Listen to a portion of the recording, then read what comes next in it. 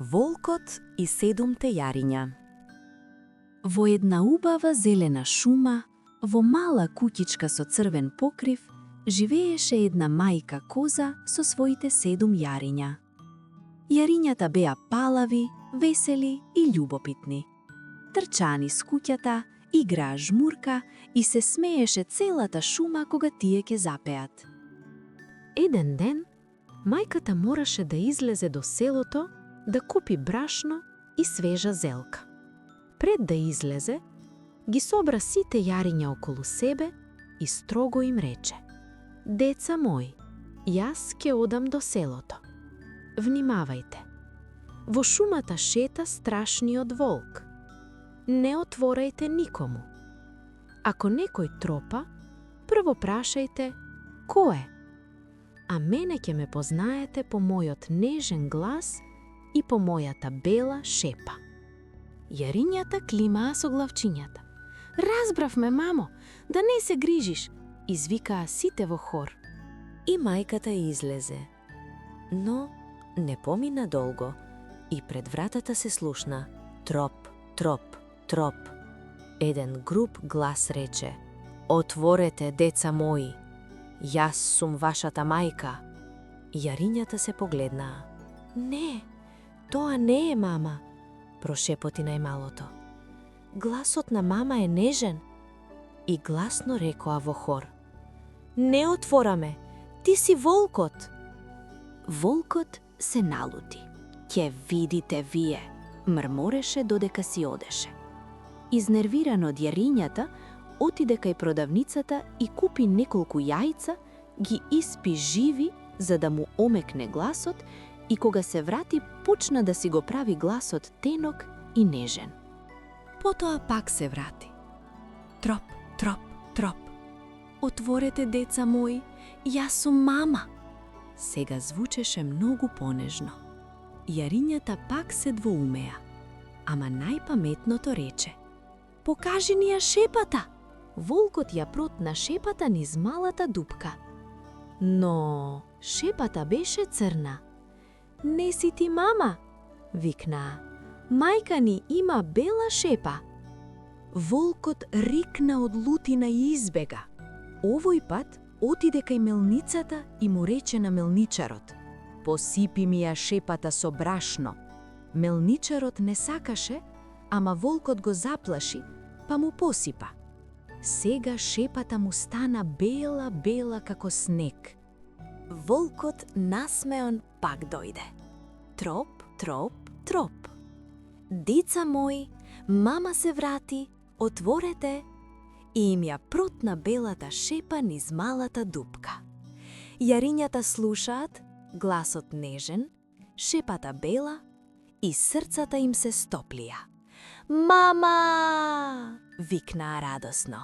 И ја отворија вратата. Во истиот миг волкот влета внатре. "Аха!" завика. Јарињата писнаа и се разбегаа низ куќата. Едно се скри во шкафот, друго под масата, трето зад завесата, четвртото под креветот, петтото зад шпоретот, шестото во коритото за перење, а најмалото влезе во големиот часовник што стоеше во аголот и се затвори внатре тивко како сенка. Волкот ги најде едно по едно и ги голтна. Само најмалото го немаше. Едно ми избега, ама доста ми е," рече волкот со огромен стомак како балон. Се стркала надвор, легна под дрвото и заспа. Во тој момент мајката коза се врати. Носи брашно, целка и мисли: ќе им направам пита." Но штом стигна до куќата, се стаписа. Вратата отворена, столови превртени, завесите искинати. "Јариња!" викна таа. Никој не одговори, само се чу едно тивко тик-так, тик-так. Од часовникот излезе најмалото јаре со насолзени очи и рече: Мамо, волкот ги однесе сите. Мајката не плачеше долго. Се исправи и засветија очите. Не грижи се, ке ги спасиме. Го зема јарето за рака и тие тргнаа да го бараат волкот. Брзо го најдоа како спие под дрвото, а стомакот му се крева и спушта, како да има камења внатре. Мајката зеде ножици и игла со конец што ги носеше во торбата, како секоја вредна мајка. Тивко, тивко, му го засече стомакот и едно по едно, плоп, плоп, плоп, излегоа јарињата, живи, малку мокри, ама живи. Мамо, викнаа сите и се гушкаа. Но приказната уште не завршила. Мајката шепна: "Пст, брзо, донесете големи камења." Јарињата донесоа камења и ги ставија во стомакот на волкот. Потоа мајката го заши стомакот исто како ништо да не било. Сите се скрија. Волкот се разбуди и мрмореше со дебел глас. Оф, што ми е тежок стомаков.